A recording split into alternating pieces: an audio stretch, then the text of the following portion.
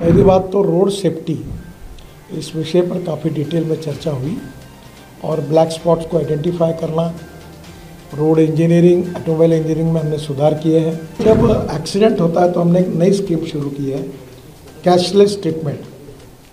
और एक्सीडेंट होने के बाद तुरंत 24 घंटे के अंदर जैसे पुलिस में इंफॉर्मेशन जाएगी तो डॉक्टर जो होगा उसको, वो जो पेशेंट एडमिट होगा उसको 7 दिन तक ट्रीटमेंट का खर्चा या मैक्सिमम अप टू 1.5 लाख रुपए हम तुरंत देंगे उसकी ट्रीटमेंट के लिए। धीरे धीरे हमारे यहाँ के सब कार मैन्युफैक्चरर स्टार रेटिंग पे अपनी गाड़ियाँ भेज रहे, जिसके कारण क्वालिटी में बहुत सुधार हुआ। ई रिक्शा के लिए भी हम लोग ये करेंगे कि इसकी कीमत ना बढ़े पर इसकी क्वालिटी अच्छी हो, और ये 2-2 साल में ख़राब हो जाती है, गरीब लोग फंस जाते हैं।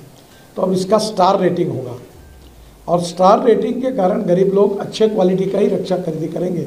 हमारे संविधान में ट्रांसपोर्ट ये सब्जेक्ट जो है ये कॉन्करेंट लिस्ट में आता है। जिन विषयों पर कानून बनाने का अधिकार राज्य को होता है वो स्टेट लिस्ट होती है, जिसमें भारत सरकार को होता है वो सेंट्रल लिस्ट होती है, और जिस पर दोनों को होता है वो कॉन्करेंट लिस्ट होती है। तो आज हमने राज्य के मंत्रियों को बुलाया था। कल दिन भर परिवहन विभाग के हमारे सचिव उमाशंकर जी और देश के सभी स्टेट के सचिव और ट्रांसपोर्ट कमिश्नर, इनकी दिन भर मीटिंग हुई। और आज हमने 7 जनवरी में 27 राज्यों के मंत्री आए थे, परिवहन मंत्री, उनके उपस्थिति में 17 विषयों पर चर्चा की है। ये दोनों मीटिंग में विशेष रूप से इस सेक्टर को ट्रांसफॉर्म कैसे करना, इसके बारे में ट्रांसपोर्ट सेक्टर को वर्ल्ड स्टैंडर्ड का करते हुए इसमें जो कमियां हैं उसको दोनों मिलकर, सबने मिलकर कैसे सुधारना, इसके ऊपर विचार हुआ। सबसे पहले प्रायोरिटी रोड सेफ्टी के लिए थी, और रोड सेफ्टी में 2024 का जो ये आ रहा है उसमें 1,80,000 मौतें हुई है।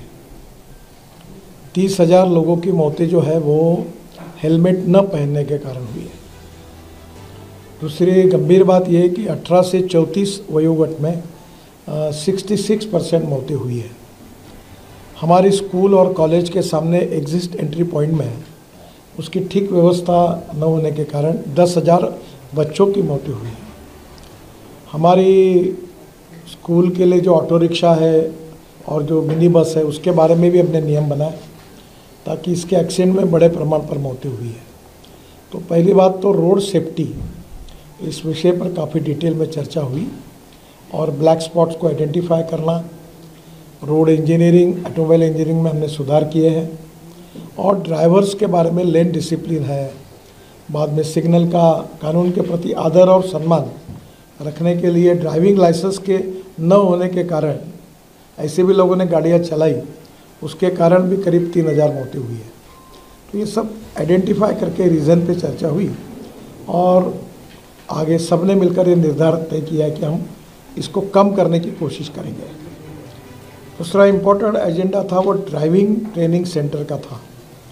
हमारे देश में 22 लाख ड्राइवर्स की कमी है और उसके ऊपर भी आज हमने एक नई पॉलिसी बनाई है, और वो पॉलिसी जो है इस किताब में जो आपको देंगे तो ये भी चर्चा उसमें हुई। बाद में जब एक्सीडेंट होता है तो हमने एक नई स्कीम शुरू की है, कैशलेस ट्रीटमेंट। और एक्सीडेंट होने के बाद तुरंत 24 घंटे के अंदर जैसे पुलिस में इंफॉर्मेशन जाएगी तो डॉक्टर जो होगा उसको, वो जो पेशेंट एडमिट होगा उसको 7 दिन तक ट्रीटमेंट का खर्चा या मैक्सिमम अप टू 1.5 लाख रुपए हम तुरंत देंगे उसकी ट्रीटमेंट के लिए।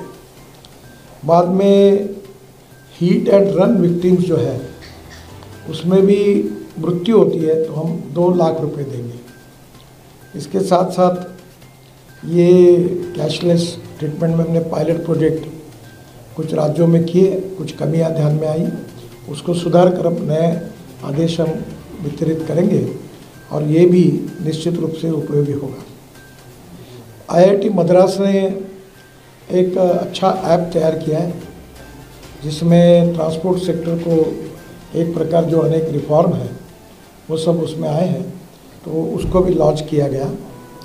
हम सर्कुलेशन इकोनॉमी को प्रधानमंत्री जी ने बहुत प्राधान्य दिया है और इसलिए स्क्रैपिंग पॉलिसी, इसके बारे में डिटेल चर्चा हुई। अभी जो गाड़ी लेते समय जो रजिस्ट्रेशन फ़ी होती है, उसमें अगर आपके पास स्क्रैपिंग सर्टिफिकेट होगा तो नई गाड़ी खरीदते समय आपको 50% यानी 50,000 रुपये की सहूलियत देने की योजना है। उसके साथ साथ जो मैन्युफैक्चरर है उन्होंने 1.5 से 3% तक कॉस्ट में अगर सर्टिफिकेट हो तो वो भी सहूलियत देंगे। अब नई गाड़ी खरीदते समय पुरानी गाड़ी को स्क्रैपिंग करने के बाद उसके सब फायदे जो है अब मिल रहे हैं और जिसके कारण देश में बड़े प्रमाण पर ये स्क्रैपिंग सेंटर शुरू हुए हैं। अभी ये संख्या हमारी अपेक्षा से कम है, करीब 78 to 82 वहाँ भी चालू हुए हैं, पर कम से कम 1,500 सेंटर्स खुले। और जो भारत सरकार की योजना है कि राज्य सरकार अगर अपनी गाड़ियाँ, बसेस, ट्रक स्क्रैपिंग करती है तो उनको कुछ मदद भी दी जाती है, उसके ऊपर भी चर्चा हुई। और ये भी आज मीटिंग की प्रमुख विशेषता थी। स्क्रैपिंग के कारण हमारी ऑटोमोबाइल इंडस्ट्री बहुत आगे जाएगी, क्योंकि aluminium, copper, rubber, steel and plastic, इसका रिसाइकलिंग होता है। और अभी कुछ स्पेसिफिक पार्ट ऐसे हैं, अभी मारुति का स्क्रैपिंग सेंटर है, सुजुकी का, उसके पार्ट जापान में एक्सपोर्ट हो रहे हैं। और टायर जो है उसकी भी पाउडर अब बिटुमेन में डाल रहे हैं। तो ये एक सर्कुलेशन इकोनॉमी बनेगी। तो इसमें स्क्रैपिंग पॉलिसी के कारण देश में नए रोजगार निर्माण होंगे। भारत सरकार और राज्य सरकार का मिलकर 18,000 करोड़ का जीएसटी बढ़ेगा और इसके साथ हमारा एक्सपोर्ट बढ़ेगा। हमारी ऑटोमोबाइल इंडस्ट्री पहले 7वें नंबर पे थी, अभी 4 महीने पहले हमारी इंडस्ट्री ये 4थे नंबर से 3रे नंबर पर आई है। हमने जापान को पीछे डाला। हमारी इंडस्ट्री का एक समय साइज जब 14 में हमारी सरकार आई तब 7 लाख करोड़ का था। अभी हमारे ऑटोमोबाइल इंडस्ट्री का साइज 22 लाख करोड़ का है। अमेरिका नंबर 1 पर है, उनका 78 लाख करोड़ है। चाइना नंबर 2 पर है, उनका 47 लाख करोड़ है। और भारत 22 लाख करोड़ है। अभी इसके सबके कारण हम लोग जिस प्रकार से स्क्रैपिंग पॉलिसी, ऑटोमोबाइल को प्रोत्साहन मिला है, अल्टरनेटिव और बायोफ्यूल में हम वर्ल्ड में लीड कर रहे हैं। CNG, LNG, ethanol, methanol, hydrogen, green fuel और अल्टरनेटिव फ्यूल, इलेक्ट्रिक, हाइड्रोजन, तो उन सब की चर्चा भी इस मीटिंग में हुई। ये जो हमने ड्राइविंग सेंटर के साथ फिटनेस सेंटर जोड़ दिया, उसके ऊपर हमारा अनुदान भी है, तो उसके कारण ये भी काफ़ी बड़े प्रमाण पर आएगी। हमारी बहुत अच्छी स्कीम यशस्वी हुई है, भारत एनकैप। अब इसकी स्टैंडर्ड होते हैं, स्टार रेटिंग। और हमारे यहाँ पहले बहुत सी हमारे यहाँ की कुछ गाड़ियाँ थी, वो स्टार रेटिंग में फेल हो गई और वर्ल्ड में वो भेजी गई थी। अब धीरे धीरे हमारे यहाँ के सब कार मैन्युफैक्चरर स्टार रेटिंग पे अपनी गाड़ियाँ भेज रहे, जिसके कारण क्वालिटी में बहुत सुधार हुआ। 6 एयरबैग्स भी आई है, कुछ जगह 7 भी आई है।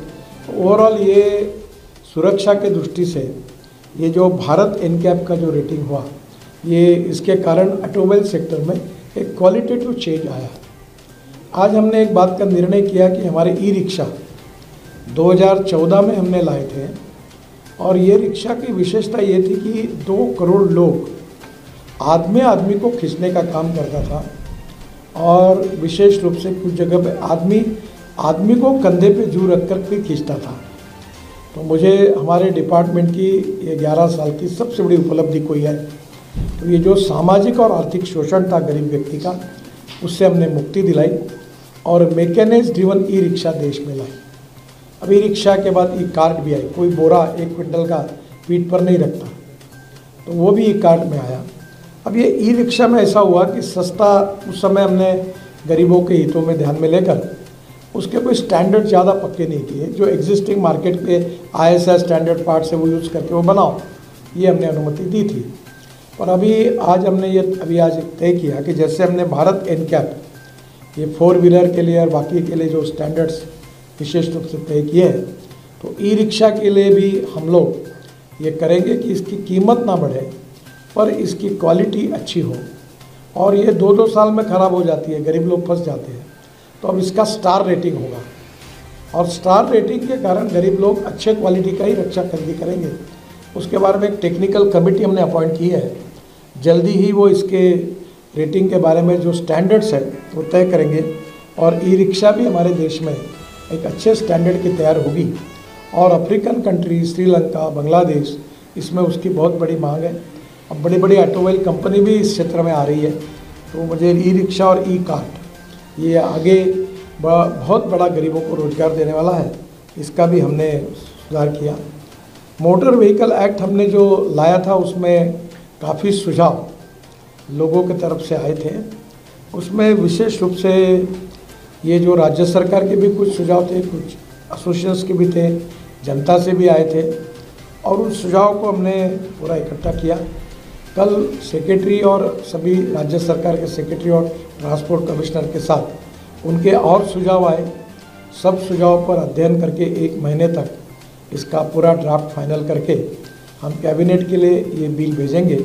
और